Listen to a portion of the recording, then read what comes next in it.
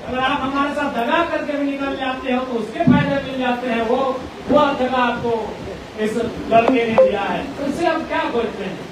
आप 2-2.5 साल पहले आप साइकिल में सक्षम नहीं थे, आपको हमने डिफेंडर तक पहुंचा दिया। अच्छी बात, हमने कभी अपराध नहीं किया ना, हमने उसको कभी मलाल किया, अच्छी बात है। और यही तो टाइगर की औकात है, यही तो टाइगर का पावर है कि अगर दगा करके भी जाओगे तो डिफेंडर पर चढ़ोगे, धोखा दे करके भी जाओगे तो मीडिया वाले तुमको जयराम के बारे में पूछेंगे, क्योंकि मीडिया को भी पता है कि जयराम के बारे में चर्चा अगर होगी तो व्यूज काफी ज्यादा आएगा। और यही तो टाइगर की औकात है, यही तो टाइगर का पावर है।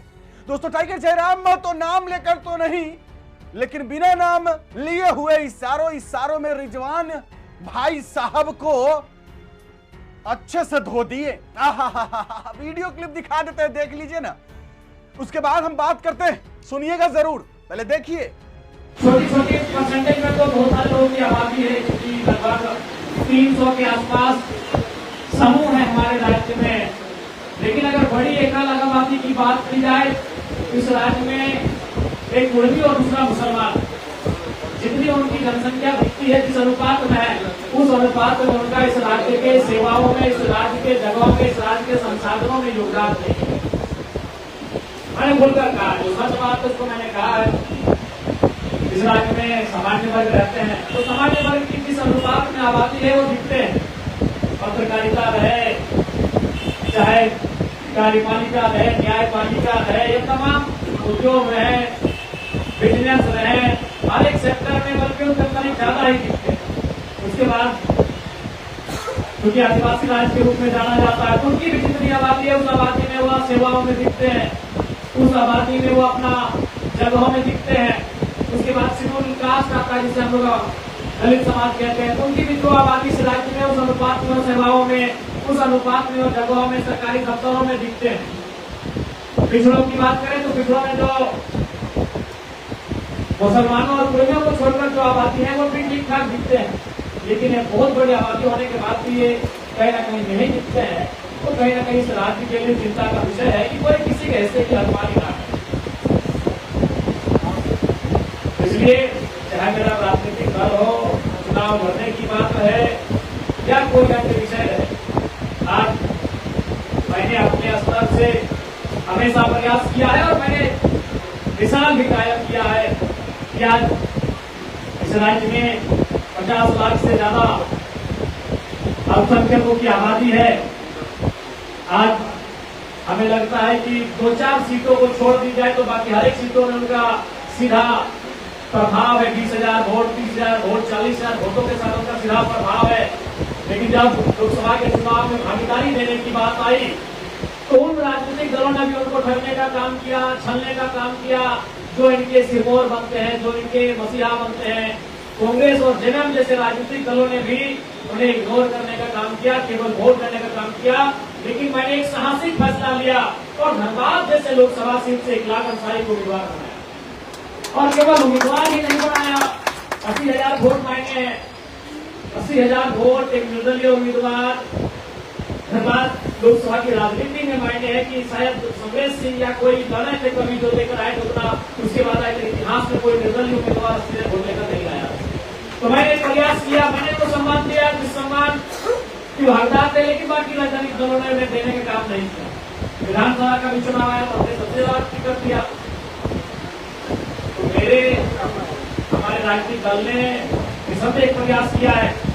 आज अगला अंसारी जी, चाहे बजाज खान जी रहे, या सदाम जी रहे, या शेख साहिब रहे, जो भी रहे, आज कम से कम तो है आसपास के 4-5 जिलों में लोग जरूर जानते हैं। बाय फेस उनको पहचानते हैं कि ये कौन है, बाय नेम उनको जानते हैं कि ये कौन है, और सम्मान के साथ इतना तो हम लोग मैंने मंच दिया।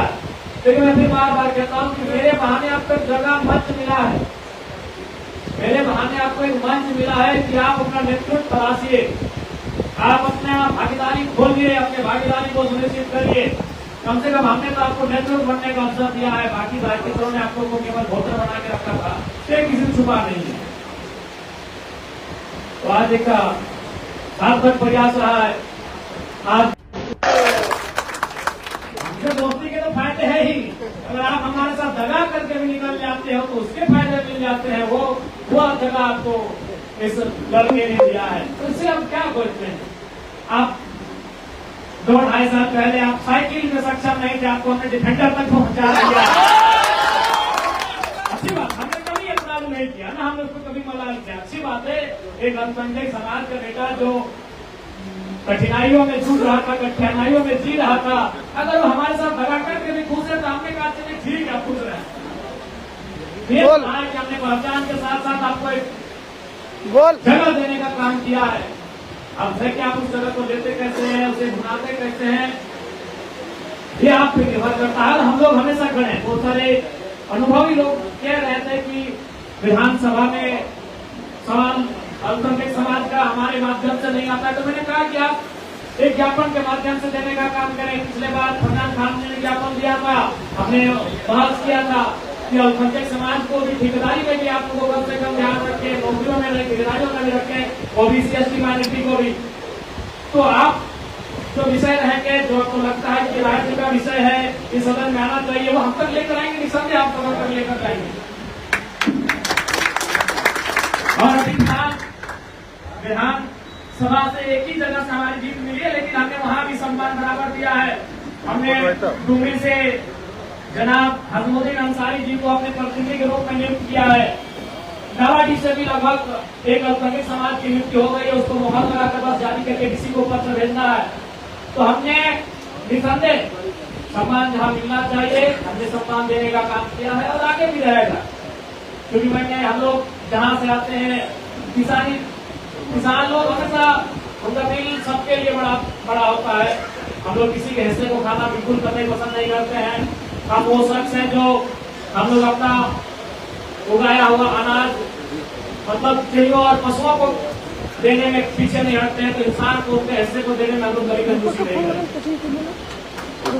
ये हमारी पहली प्राथमिकता रहेगी कि हक मिले, हर किसी को हमारे इस राजनीतिक दल में जगह मिले, उनको उनका हक मिले। अन्य राजनीतिक दलों से जुड़े हुए लोग आज हमारे साथ आ रहे हैं, हमारे साथ जुड़ रहे हैं।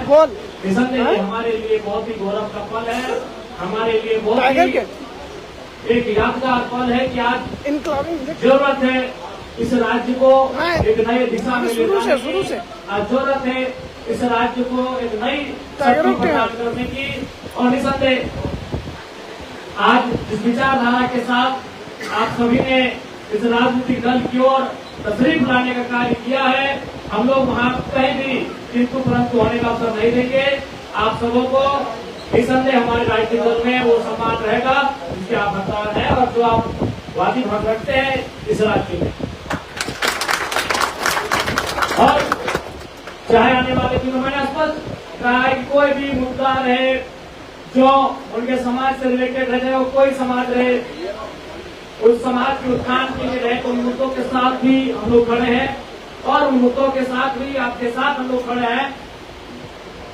इसलिए मैं आप सबों का शुक्रिया अदा करता हूँ। विशेषकर आज धनबाद जिला इकाई ने विशेषकर इस कार्यक्रम के आयोजन करने में जो तैयारी की, जो मेहनत किया और जिसके कारण आज हम सभी इस जगह पर एकत्रित हुए हैं, तो निसंदेह आज जो एक संदेश जाएगा वो एक सकारात्मक संदेश जाएगा और उम्मीद करते हैं यह संदेश आने वाले दिनों में झारखंड की राजनीति में एक नया मोड़, एक नया सैलाब लेकर आएगा।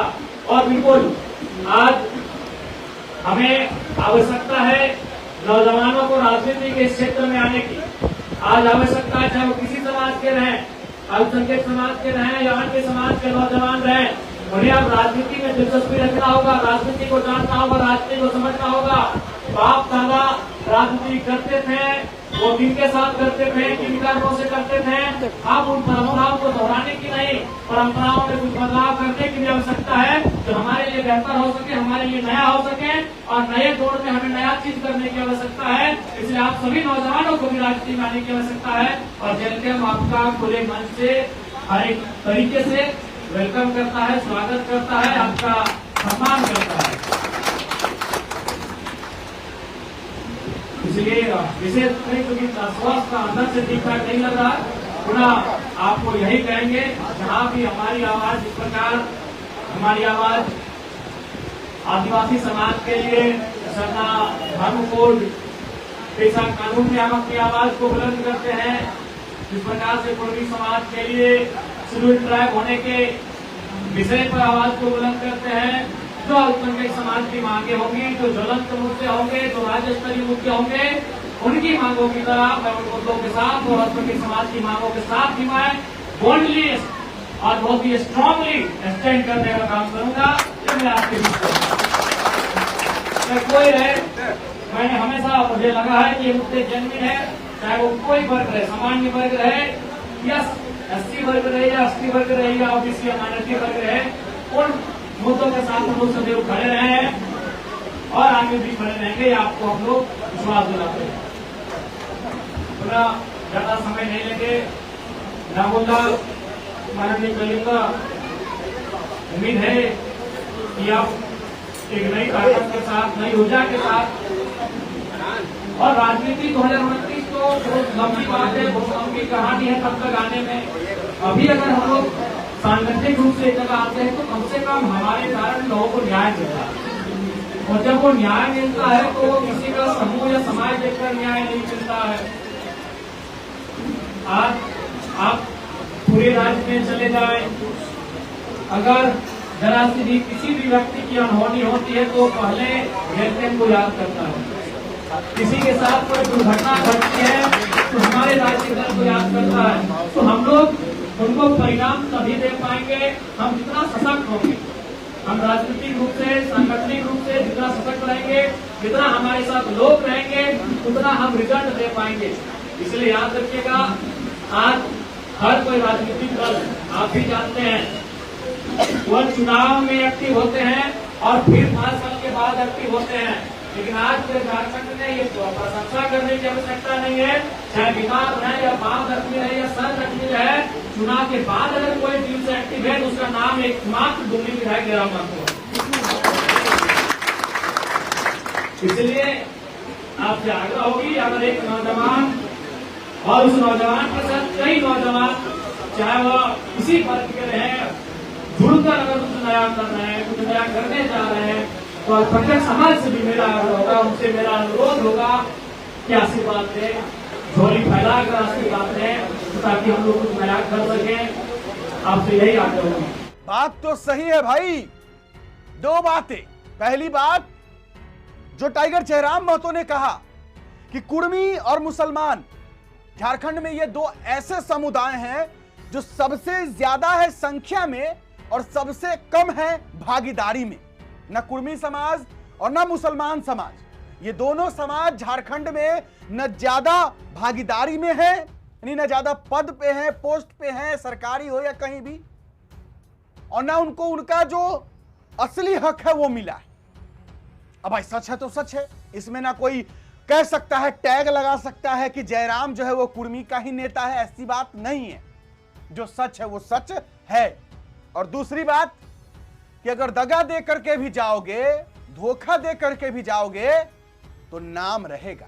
आप देख लीजिए ना, रिजवान भाई साहब को रिजवान क्रांतिकारी कहते थे उनको, अभी भी लोग कहते हैं, लेकिन कुछ लोग कहते हैं कि अब वो क्रांतिकारी नहीं रहे। रिजवान क्रांतिकारी हो, संजय मेहता हो, निशा भगत जी हो, इन सभी को अगर कोई नाम दिया है तो वो टाइगर जयराम महतो ने दिया।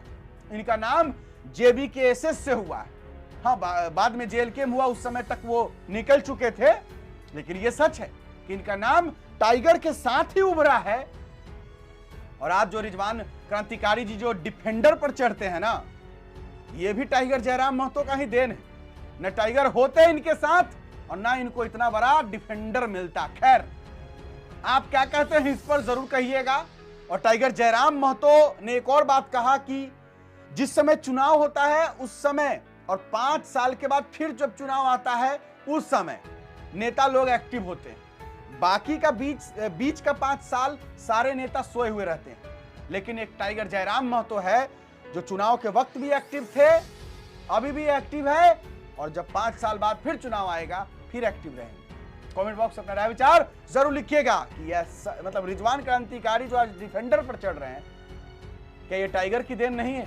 क्या टाइगर जयराम महतो की वजह से आज जो उनको बॉडीगार्ड मिला हुआ है 5, 7, 8 पता नहीं किनके वजह से, कमेंट बॉक्स में जरूर बताइएगा। फिलहाल अभी के लिए इतना ही है, इजाजत दीजिए मुझे। मेरा नाम बिट्टू सिंह है, आप इस वीडियो को मिस्टर बिट्टू सिंह पर देख रहे होंगे। जोहार, जय हिंद।